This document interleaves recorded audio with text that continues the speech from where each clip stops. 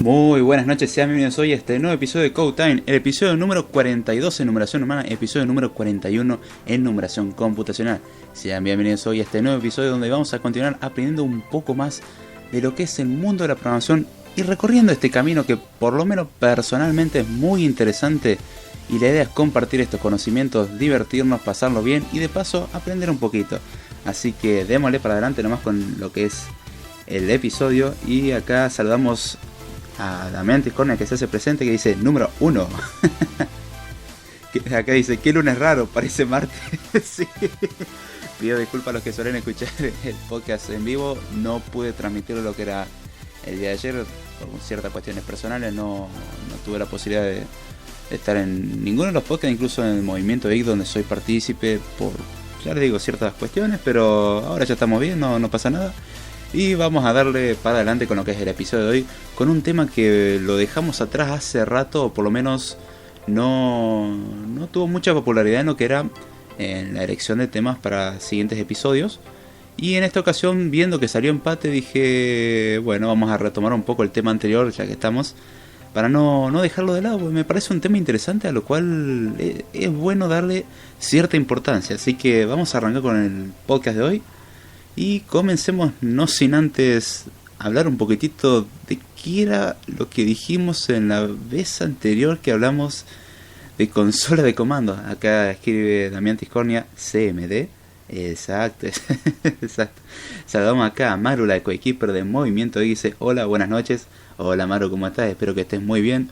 Un saludo para vos, otro para Delphi y un abrazo grande para Gaby. Así que arranquemos con esto, que de hecho les aviso que saliendo de acá vamos para la barra B, donde vamos a estar Damián Tiscornia, Gabriel Carbone, yo, Juan Silvera, Jorge Romo, un montón de personas hablando sobre lo que es el mundo de la tecnología, noticias y un temita que por lo menos les puedo adelantar de que va a estar muy bueno y es importante que le presten atención. Así que saliendo de acá ya saben para dónde vamos. Así que arranquemos con lo que es el tema de hoy.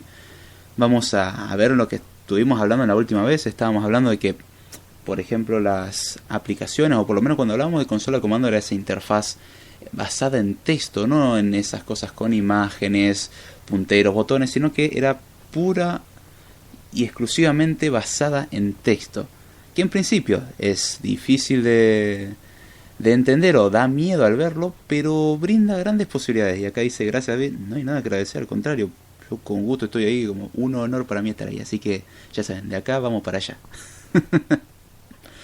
En sí, las posibilidades que teníamos con lo que era la consola de comando a la hora de hablar de un programa, por ejemplo, era pasarle parámetros o argumentos, en el sentido de decir, nosotros podríamos lanzar con la consola de comando programas dándole ciertas opciones ya preconfiguradas en base a la consola. Otras opciones que teníamos era el tema de tener sesiones interactivas de consola de comando dentro de la misma consola, es decir, tener una consola dentro de la consola, es decir, teniendo la interfaz basada en texto. Dentro de eso podríamos tener otra interfaz basada en texto propia de un programa, por ejemplo, y eso se ve mucho, por ejemplo, a la hora de trabajar con ciertos lenguajes de programación interpretados que brindan un intérprete, justamente, por dar ejemplos, Haskell, Python o lenguajes así, que permiten ejecutar el código directamente desde lo que es la consola, además de brindar la opción obviamente de compilar el código. Después, otro uso que se le daba era la comunicación entre procesos, ya que podía uno interactuar con un proceso o enviar información mediante una consola de comando, porque era una interacción más simple, era un poco más bajo nivel, entonces nos brindaba esa posibilidad. Y teníamos un montón de programas que lo utilizaban. Entre esos teníamos, por ejemplo, Dispar, FDisping, un montón. Asimismo teníamos software que utilizaban interfaces gráficas y consolas de manera combinada, en el sentido de decir de que hay veces en el que un programa está basado en una consola y después tiene una interfaz gráfica por sobre eso para facilitar el uso al usuario, pero finalmente todo funciona bajo una consola. Eso se ve mucho. E incluso estaba el caso de programas totalmente independientes que brindan una opción para utilizar lo que era consola y lo que era utilizar interfaz gráfica. Entonces eran alternativas que podíamos optar, pero generalmente lo que era el modo consola o el modo texto brindaba mucho más poder. Dimos una breve reseña explicando el cómo fue evolucionando, el cómo fue mejorando a lo largo de los años y cómo fue reemplazado por la interfaz gráfica, que es lo que conocemos hoy. Y justamente la idea de esto es impulsar un poquitito de nuevo, a decir, no tenerle miedo a eso que está basado en texto y que parece peligroso, porque está la mala idea de decir, yo veo una consola, veo texto y es complicado de usar. En principio hay que saber qué comando usar, obviamente. Pero no es complicado, o no es del todo complicado, es si uno le mete, es bastante interesante, incluso muy poderoso. Ya le digo, pueden obtener mucha más información y hacer mucho más trabajo con eso que con una interfaz gráfica. Obviamente dependiendo del trabajo, no vamos a pensar en edición de un video o en edición multimedia, eso va a requerir una interfaz gráfica a fuerza. Pero en lo que respecta a procesamientos de datos o trabajo rápido con datos, la consola de comando es una excelente opción y es muy rápida y poderosa a la vez. Así que ya viendo un breve resumen de lo que estuvimos viendo en el último episodio, ya le digo, fue hace bastante. Vamos a arrancar a hablar de lo que nos interesa, que es la anatomía del shell o la anatomía de la interfaz de línea de comandos. Cómo funcionaba esto o cómo está compuesto esto, porque uno cuando abre una terminal o una consola se encuentra en principio con unos cuantos caracteres y un lindo cursor parpadeando esperando a que uno ingrese texto y uno no sabe qué hacer. Entonces vamos a hablar de lo que son las distintas componentes, no sin antes saludar a lo que es Albano Nardi, que se hace presente y dice: hola a todos, yo soy el León, ya llegué. ¿Cómo está, Albano? ¿Todo bien? Espero que estemos bien y ya te digo, sentate, ponete cómodo y a disfrutar del podcast. Y acá dice Damián Tiscornia: las pruebas de red es lo mejor. Sí, es cierto, incluso en muchas configuraciones lo que es el modo texto es mejor. Ya les digo, puede parecer más complicado, en ciertas ocasiones lo es. Obviamente uno no puede discutir contra un botón que tiene una forma de una casita que va a representar eso, o un botón que tiene forma de un disquete, que está bien, el disquete ya pasó un poco, pero sigue representando el guardar un archivo, o ciertas representaciones gráficas que son muy evidentes. Entonces contra eso no podemos luchar, pero aún así no es algo que, no voy a decir que es fácil, tampoco voy a decir que es difícil, es cuestión de meterle. No es algo imposible, es algo que se puede, es práctica y acostumbrarse. Aquí dice, bien, acá sentado escuchando. Qué bueno, hermano. Espero que el internet esté andando bien. Entonces, ¿cómo está formado generalmente una instrucción que se le da, o cómo está formado una línea de una consola o línea de comando, valga la redundancia? Generalmente está formado por lo que es un prompt, un comando y parámetros. Ahí acabo de mezclarle las cosas en la cabeza, que no sé lo que es un prompt, el comando puede darme una idea y parámetro a qué te referís, así que vamos a explicar uno por uno. El prompt es unos caracteres o un pequeño texto que genera el mismo programa, que sirve para proveer un pequeño entorno o cierta información al usuario para poder utilizarlo. Vamos a ver un poco más en profundidad cuando profundicemos, valga la redundancia, o veamos más a fondo lo que es el tema de la consola de comando, más que nada enfocada a Linux, por ser algo con lo que tengo más práctica con lo que es el CMD de Windows, pero aún así no tienen diferencia en muchos de estos aspectos. Cambian algunos que otros caracteres o algunas que otras estructuras, pero además el resto es similar. Después, algo más importante que leer el prompt, porque el prompt es algo de solo lectura, es algo que solamente podés leer, tenés lo que es el comando. El comando es algo que el cliente tiene que introducir. Es algo que no se hace solo, es justamente la parte donde interactúa el cliente. Y suelen ser de distintos tipos. Uno de los tipos es de tipo interno, es decir, que son reconocidos e interpretados por el intérprete. El mismo intérprete tiene la posibilidad de ejecutar el comando. Tenemos los que vienen incluidos, que son archivos que no son parte del intérprete, pero que están, por así decirlo, dentro del ecosistema del intérprete. Por ejemplo, hay ciertos comandos, por decir así, en lo que es un sistema basado en Unix, el comando ls, el comando move, son en realidad programas que están hechos en archivos separados, que de hecho si uno va al directorio donde están guardados, que es un archivo donde están todos los binarios, un directorio donde están todos los binarios, o gran parte de los binarios, ahí es donde se pueden acceder a esos programas que ya están compilados. Entonces uno al escribir, por ejemplo, el comando ls, que es el de listar un directorio, se va a encontrar con que, bueno, va a ser el funcionamiento, pero muchos de esos comandos no vienen incluidos en lo que es la consola como tal, sino que son un archivo aparte, pero que se consideran integrados dentro de lo que es el entorno de la línea de comandos. Y después tenemos lo que son archivos ejecutables o archivos externos, que no son parte del sistema operativo, pero uno los puede agregar. Por decir así, uno puede desarrollar su propio comando, puede compilarlo y agregarlo a lo que es la línea de comandos. Se agrega, uno toma el archivo compilado, lo mete en el directorio, en el path, como se lo conoce, en el directorio donde están todos los archivos compilados, y uno puede incluir eso como un comando o puede crear un alias, que el alias lo que va a hacer es como un acceso directo, es decir, bueno, a partir de ahora vamos a llamar con este nombre a hacer tal acción. ¿Cuál acción? Ir a tal archivo y abrirlo. Al abrir el archivo lo que va a hacer es ejecutarse un programa. Bueno, eso es un programa externo, no es un programa que viene incluido. Entonces podemos agregar cosas que no vienen por defecto o programas que no vienen con el sistema operativo y ampliar lo que es el funcionamiento de la línea de comando, lo cual viene a ser bastante beneficioso. Y de hecho, a lo que es el trabajo del desarrollador, el desarrollador lo que suele hacer es utilizar las dos primeras, es decir, lo que brinda el intérprete y lo que brinda el sistema operativo, y a su vez incorporar nuevas funcionalidades para poder seguir trabajando. A su vez, además del prompt y el comando o los comandos, contamos con algo muy importante que en muchos casos es necesario incluir, que son los parámetros. Parámetros, argumentos, como lo querramos llamar, es información que se le provee al programa o información que le damos al programa para que pueda responder como nosotros queremos. Es decir, le vamos a dar ciertas opciones o ciertas configuraciones o cierta información que el programa va a necesitar para poder trabajar. Ahora saludamos acá que aparece Movimiento, dice muy buenas David y demás en el chat. Hola Gaby, ¿cómo estás? Espero que estés muy bien. Hace tiempo que no hablamos, che. Así que Gaby, no desesperes que ya en un ratito estamos en lo que es la barra. No falta mucho, falta media horita nomás y ya estamos por allá. Y si no olvidas de mencionar lo que es Gaby, propietario o copropietario del podcast Movimiento. Ahí digo copropietario porque Delphi se está llevando todas las acciones, Dios mío. Gaby, para un poco a tu hijo porque se va a llevar la empresa. Así que, quien no entienda a qué me estoy riendo, a qué hago referencia, pásese por lo que es el chat de Spreaker. Ahí se van a reír un poco porque van a entender el concepto de muchas cosas de lo que se está diciendo por ser muchas veces parte de la interacción.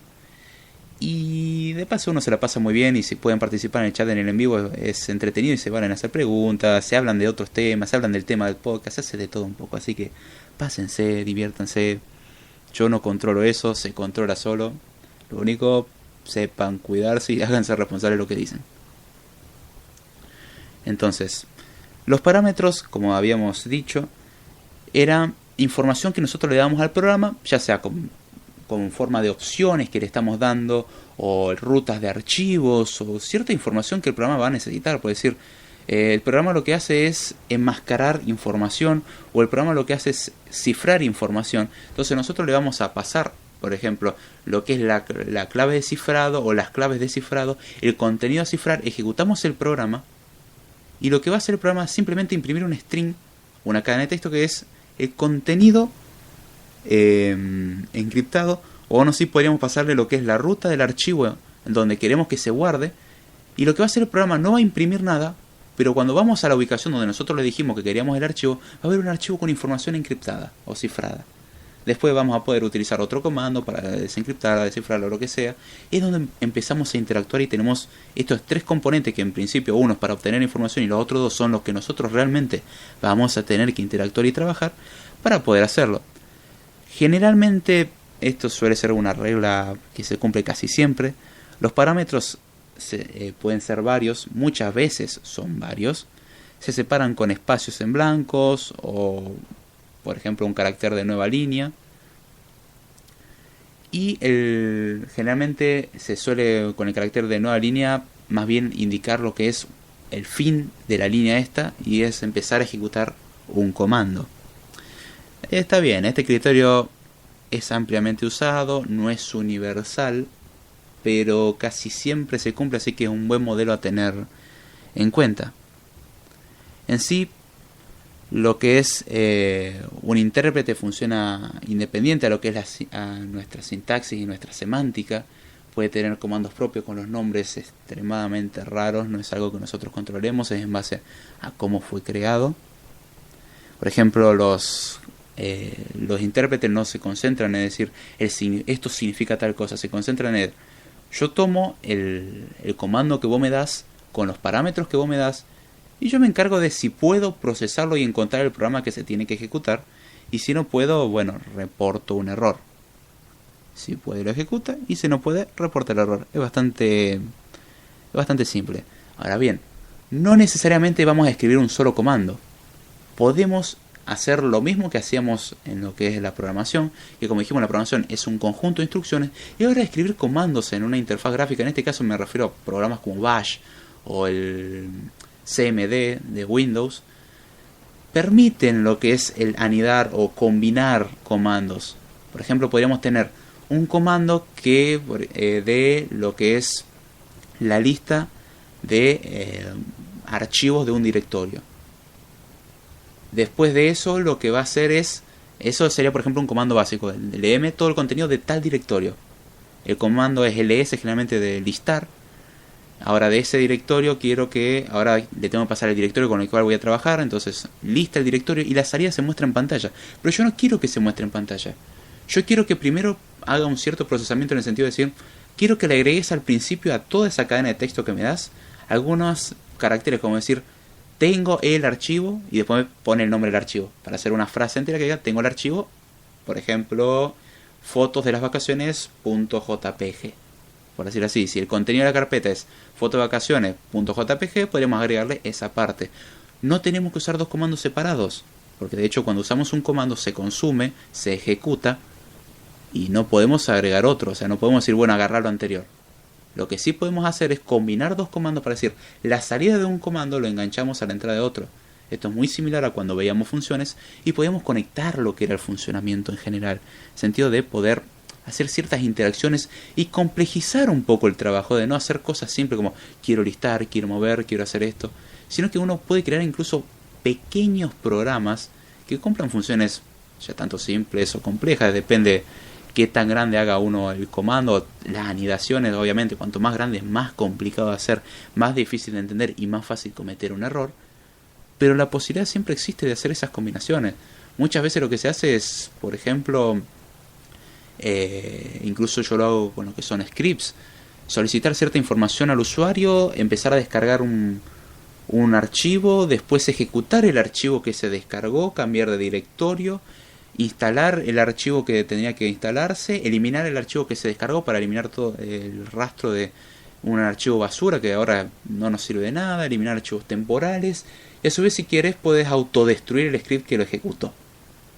Dependiendo del sistema te va a permitir, si está en ejecución, borrarlo, otros sistemas no te lo van a permitir, Windows generalmente no lo permite, Linux generalmente te dice vos hacete responsable de lo que vos haces, si eliminas un archivo en ejecución, hacete cargo.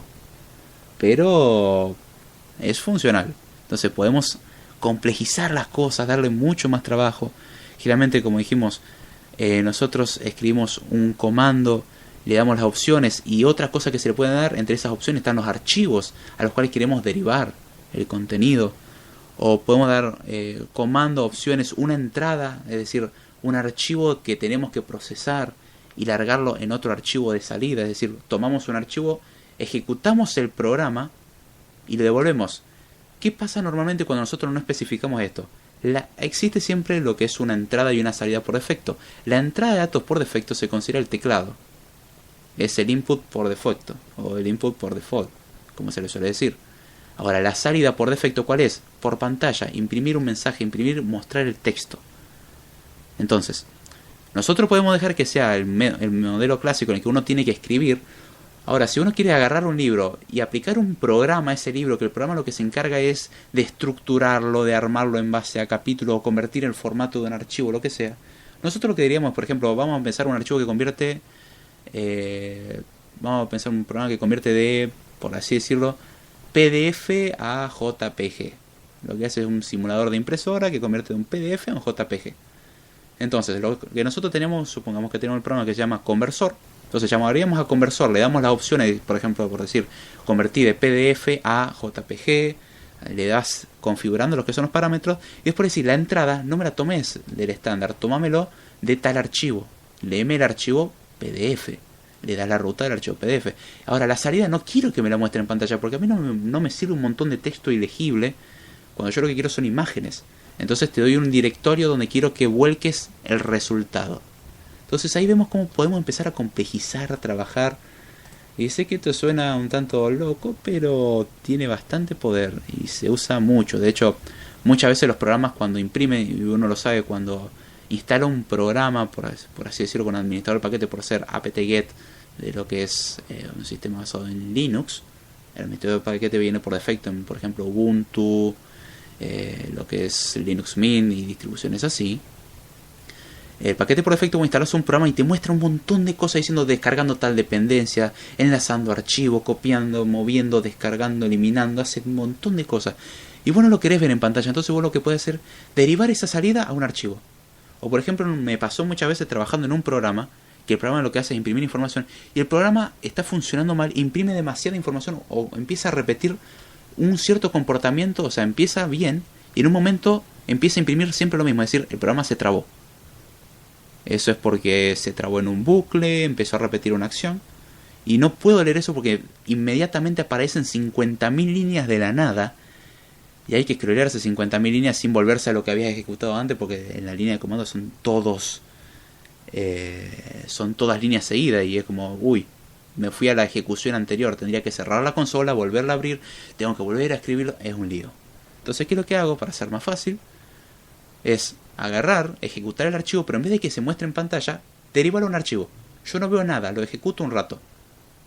Considero cuando ya se tendría que haber trabado el programa, corto la ejecución, voy al archivo y empiezo a leer desde el principio. Digo, bien, empezó a imprimir esto, empezó a imprimir esto, empezó a imprimir esto, hasta que iba bien, se trabó en este punto. Entonces después, bueno, tengo que ir depurar y que las cosas funcionen. Pero es otra utilidad que se le da para no molestar, o mantener un registro, incluso decir, no solamente me lo mostré en pantalla, también derivarlo a un archivo. Eso lo puede hacer dentro del mismo programa, pero si no lo hace dentro del mismo programa, puede derivarlo con un comando. Son distintas opciones que se tienen. En sí, lo que son las consolas de comando o las interfaces de línea de comando suelen incluir comandos bases, con los cuales uno puede trabajar. Pero uno, por ejemplo, puede modificar lo que son los nombres de algunos comandos, el funcionamiento, mediante lo que es la modificación del path. El path es la ruta del directorio donde están los archivos compilados que representan los comandos a ejecutar. Muchos de los comandos corresponden a un archivo. Es decir, cuando se llama el comando, lo que se hace en realidad se está llamando el archivo con los argumentos que uno le pasa. Y ahí es cuando volvemos a lo mismo de que a un programa le podemos pasar argumentos.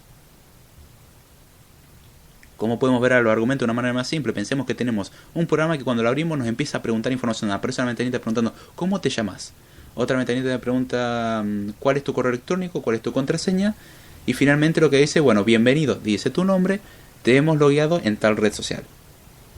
Entonces, esa información que uno la escribiría mediante los cuadros de diálogo que aparecerían, lo podríamos ingresar directamente en lo que es la línea de comando, porque no tiene forma de mostrarte una ventana, sino que justamente la idea es usarlo mediante texto. Entonces uno puede modificar lo que es el comportamiento mediante lo que es el path, agregando archivos, creando alias que son como acceso directo. O por ejemplo, hay un comando que yo, por decir así, yo quiero crear un nuevo comando, que el comando sea llamar a la función de listar, que después de que lo liste quiero que lo derive a un archivo y el archivo lo procese y lo convierta a tal formato y lo envíe por correo. Es una lista de comandos que lo fuimos anidando. Y en vez de escribir todo eso cada vez que lo quiero hacer, puedo crear un alias. En el sentido de decir, bueno, quiero crear el alias de compilar y enviar información, que lo vamos a llamar compenv, o como se nos cante llamarlo. Y le decimos que el compenv vale todo eso que le dijimos. Se guarda eso en el path, se guarda un archivito que tiene.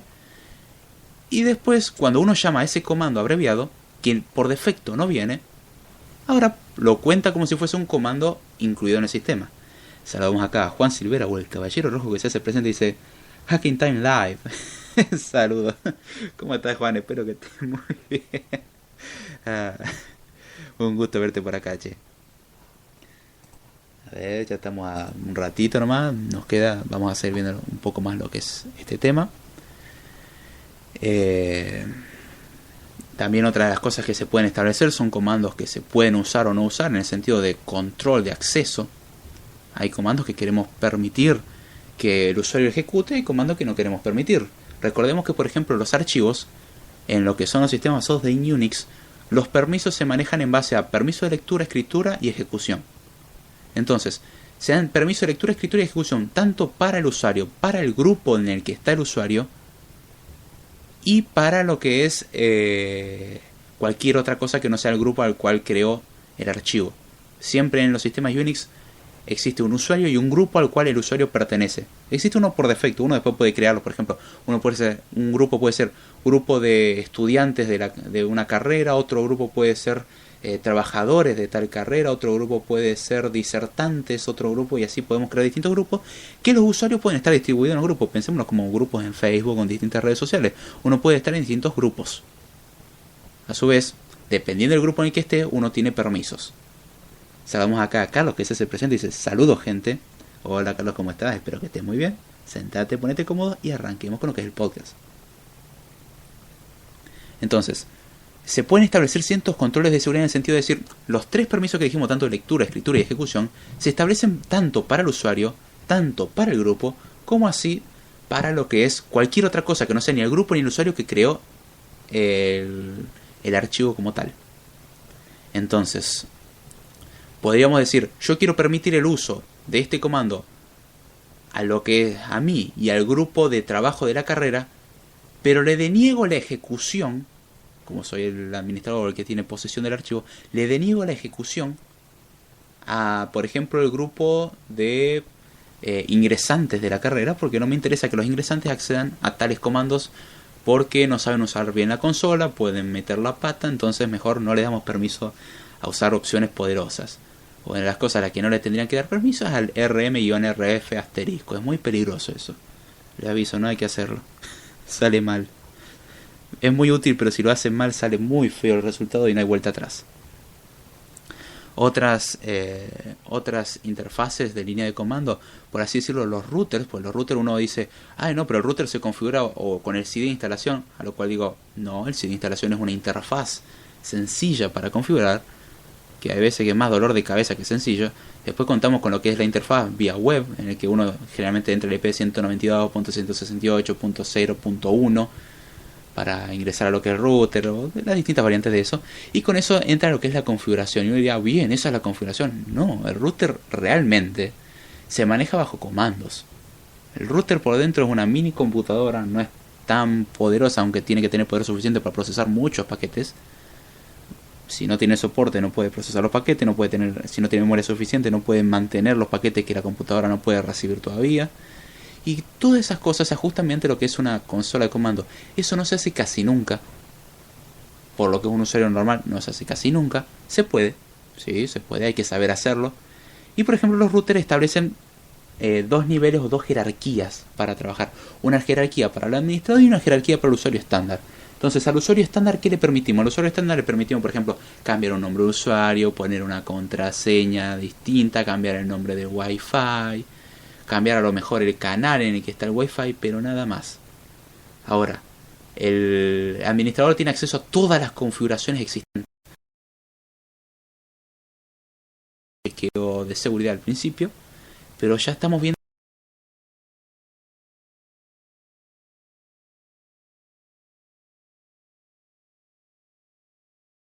computadoras están conectadas en red, todas tienen el mismo nombre de usuario, todas saben la contraseña. SSH más saber el nombre de usuario de una computadora, más que esté en red, más contraseñas conocidas y tener como ganas de hacer bromas, salen cosas muy pesadas. Vos prácticamente posees control de la otra computadora mediante una consola de comandos. Entonces mediante el bash empezás a darle comandos de abrir el navegador con tal página, borrar tal archivo, crear archivos, empezar a correr muchas cosas en segundo plano, abrir muchas cosas que no querés para molestar simplemente. Y eso se hace todo mediante un control de consola de comandos. Entonces esto se puede acceder mediante, o se puede limitar mediante lo que son sistemas de control, por ejemplo limitar en base a usuarios, en base a propietario, y se pueden establecer distintos usos. Volviendo a lo que era el tema del prompt, que dijimos al principio que era algo que brindaba un contexto a lo que era el usuario, que no explicamos muy bien qué era el prompt. El prompt es una de las partes de la consola de comandos o de la interfaz o de una línea de comando, la cual brinda una información base para poder trabajar. Se lo conoce como command prompt o prompt, Es básicamente una secuencia de uno o varios caracteres que indica el comienzo de lectura, es decir, indica que a partir de cierto punto se va a empezar a leer. O sea, a partir de cierto punto está listo para recibir lo que es un comando de un usuario.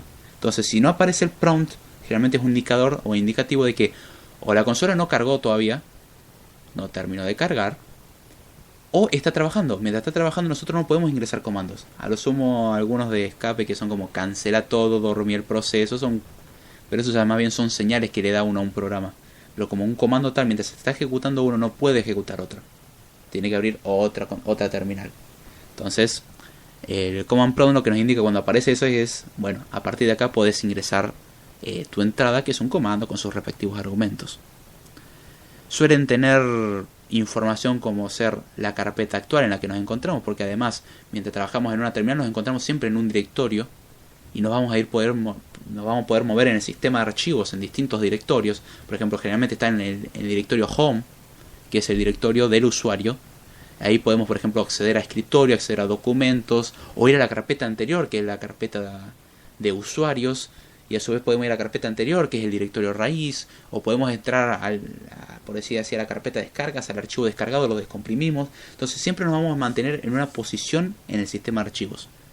Entonces, algo que sirve es decirte dónde estás parado, porque te empezás a mover, pasó un rato y después, che, ¿dónde me había quedado yo? Lees en el prompt y dice, bueno, estás en la carpeta de descargas. Ah, perfecto. De hecho, eso sirve bastante como que existen comandos para saber en dónde uno está parado, para decir, uno escribe PWD o PWD y le da lo que es la localización actual o en qué directorio nos encontramos. Pero si uno es lo suficientemente vivo, lee el prompt y puede entender en dónde está uno parado. Suele terminar con ciertos símbolos, generalmente suele ser el signo de dólar o el símbolo de porcentaje, o lo que es un 2 puntos, una coma, un signo de mayor, un numeral o hashtag, o signo de gato, como lo conocen algunos. Generalmente en lo que son sistemas basados en Unix o en Linux, vamos a ver que tenemos un signo de porcentaje o un signo de dólar, para indicar a partir de acá empezamos a leer. De hecho, ese es el indicativo claro que estás en una consola, que generalmente se ve mucho, ves unos caracteres y después ves un signo pesos o un signo dólar, que cuando uno busca en internet cómo hacer algo en Unix, le dicen, bueno, tenés que instalar el programa usando este comando, y muchos cometen el error de copiar también lo que es el signo pesos o el signo dólar. El signo dólar sirve para indicar a partir de acá empieza el comando. Entonces uno lo que tiene que leer, cuando puede leer un montón de texto, pero tiene que dar la consideración, a mí solamente me importa lo que viene del signo de dólar en adelante. El resto es como información extra. Pero a mí no me cambia la vida, no me cambia el programa, no me cambia nada. Solamente me dice dónde estoy parado y me da un poco más de información. Entonces, es bueno considerar que ese simbolito, lo mismo pasa en el CMD, tiene su propio simbolito, que generalmente es el simbolito de dólar, o el simbolito de mayor.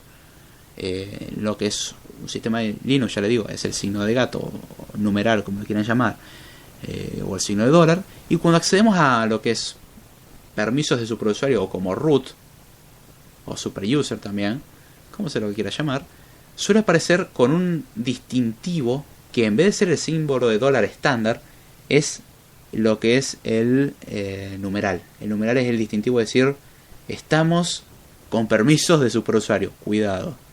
De hecho suele poner el nombre de usuario en color rojo, cuestión de darte un claro indicativo de cuidado. O sea, suelen cambiar los colores de la tipografía para dar una idea de acá tenemos otros permisos, cambiamos de contexto, ya no estamos en un usuario normal, ahora estás como el superusuario, no sos. Por ejemplo, si tu usuario era David, por ser mi caso, ahora tu usuario es root, o superuser, o administrator, o como lo quieras llamar. Es como se llame el usuario de administrador. Pero ahora tenés los permisos del administrador. Permisos de administrador están buenos porque te permiten hacer lo que quieras, y están bastante malos también porque te permiten hacer lo que quieras. Y si no sabes lo que estás haciendo, o si sabes lo que estás haciendo y te mandás una, las cosas pueden salir muy, muy mal.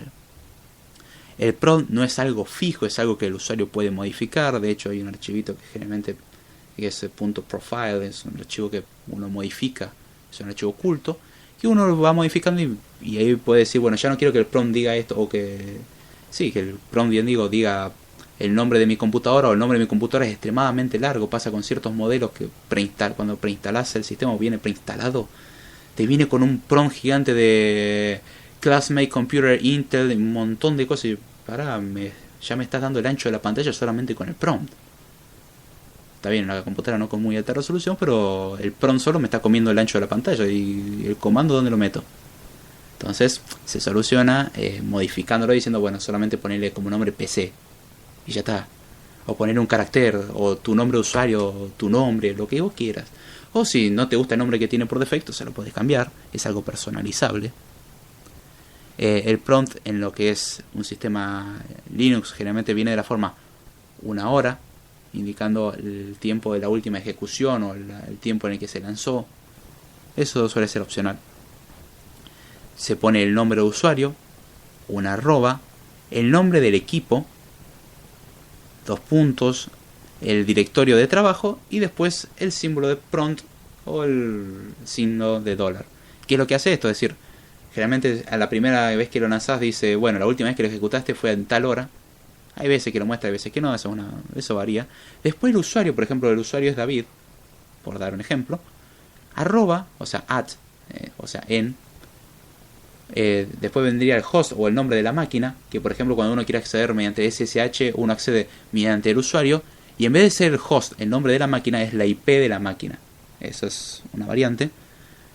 Y después, como dijimos, el directorio de trabajo para saber en dónde estamos parados y cómo podemos trabajar. Entonces ya con eso tenemos lo que es un manejo básico y son parámetros modificables, incluso hay variables internas. O la misma consola te brinda variables para poder acceder. Por ejemplo, está la variable que es el directorio actual o el directorio de usuario o el sistema operativo y cierta información de environment, como se lo conoce, o ambiente, que es básicamente información como versión del sistema operativo, qué sistema operativo es, cuándo fue la última vez que se actualizó, cuándo fue la última vez que se lanzó la terminal, cuál fue el último comando que se ejecutó, el resultado del último comando que se ejecutó, el directorio actual, el directorio padre, la hora que es actualmente. Son ciertos comandos internos que ahí son como constantes, los cuales uno puede utilizarlo similar a lo que lo usaría en un lenguaje de programación como tal. Y ya más o menos vamos cortando por acá, porque si no ya arrancaríamos con un tema que es bastante largo, que es el uso de argumentos y qué utilidad tienen. Así que espero que les haya gustado lo que es el podcast de hoy, miércoles que hablamos y se extrañaba hacer podcast. Sepan disculpar por no haber podido transmitir lo que era el día de ayer, así que estamos transmitiendo hoy. La semana que viene vamos a seguir con regularidad lo que son los días lunes. Esta es una cuestión especial y no quise dejar una semana sino que es tema. El día jueves, como siempre, vamos a hacer el mini episodio, o siempre trato de que sea mini episodio, a veces que se me va la mano, de Script Time. Y así que espero que les haya gustado mucho, o que por lo menos les haya agradado el podcast de hoy. Si me quieren seguir pueden hacerlo vía Twitter en @davidgiordana, vía correo electrónico davidgiordana0@gmail.com. Todos los lunes a las 11 de la noche Argentina, salvo hoy, transmitimos el podcast de pronunciación llamado Code Time, o sea donde tratamos de explicar la pronunciación vista de un punto de vista un poco más humano. Estamos tanto en Spreaker, iTunes, Evox, SoundCloud, YouTube y ahora estamos en lo que es Google Play Music, así que ya no hay excusa, estamos por todos lados. Es como que si no encontrás el podcast es porque no lo buscaste. Acá dice Carlos, se aprende mucho hermano, gracias. No, la verdad que el que doy gracias soy yo. Uno lo hace, yo por lo menos lo hago con gusto, me gusta hacer esto, me gusta explicar el tema, por lo menos es algo que me apasiona o me gusta muchísimo. Y lograr que alguien escuche este tema y le interese es lindo y no es fácil de encontrar, así que me alegra mucho de eso. Saludamos acá a Carlos Kim Panana que dice: hola, disculpa la demora, hoy es martes, o yo ando mal. No, hoy es martes, es cierto, disculpa Carlos. Cuestiones personales, ayer no pude transmitir, a partir del lunes que viene seguimos en horario regular. Es una modificación solo por el día de hoy. Así que espero que estés bien, Carlos. Siguiendo con el tema de las redes sociales, contamos con un canal de Telegram que es @code_time o telegram.me/code_time. De las dos formas, ahí es donde publicamos el contenido de Code Time, las entradas de Banda Geek que vamos publicando referidas a lo que es el podcast, alguna cosa o algún meme que me interese de programación, y vamos incorporando cosas ahí. Contamos con lo que es un curso del lenguaje de programación Swift versión 3 en el canal de YouTube. Pásense por ahí, es totalmente gratuito en español. Hoy subí un episodio larguito, 50 y pico minutos, es medio largo. Acá leo el comentario de Carlos Quimpanán, dice: ayer estuve 25 horas despierto, fui a un concierto de metal. Uy, re duro está. Por Dios. Espero que le haya pasado bien, Carlos. Y escribo también para lo que es bandageek.com. Pásense por ahí, ahí hablamos de tecnología, cosas que no son de tecnología, música, anime, de todo un poco. Y al que quiera ser editor, hable con alguno de nosotros. Nosotros le hacemos un usuario. Puede ser editor de Banda Geek. Is for free, es gratis. Pásense por ahí, un muy lindo sitio. Y no se olviden de pasarse por los podcasts amigos, por ser desde la barra B, donde soy copartícipe. Movimiento Geek, lo que es el podcast de Zona Retro, el podcast de Literalmente y Crono con Animistega, y después el resto del podcast, tanto Movimiento Geek. Code Time ahora no, por no tener la posibilidad, pero próximamente lo vamos a tener. Y desde la barra B estamos tanto Gabriel Carbone, yo, Juan Silvera, Jorge Romo, Eduardo Zavala, también Tiscornia. Somos un montón hablando de tecnología y del tema que nos gusta. Así que pásense. Espero que les haya gustado el episodio. Muchas gracias a Carlos Quimpanana, que se hizo presente, a Carlos, a Damián Tiscornia, a Juan Silvera, a Gabriel Carbone, aunque acá figura como Movimiento Geek, ya sé que sos vos, Gaby, a Albano Nardi, que se hizo presente también, a Maru, la coequiper de Movimiento Geek, y muchísimas gracias por haber pasado a lo que es el episodio de hoy. Espero que les haya gustado y nos estaremos viendo hasta la semana que viene. Y no se olviden, vamos a lo que es desde la barra Bell en menos de 15 minutos, así que vamos para allá. Hasta luego.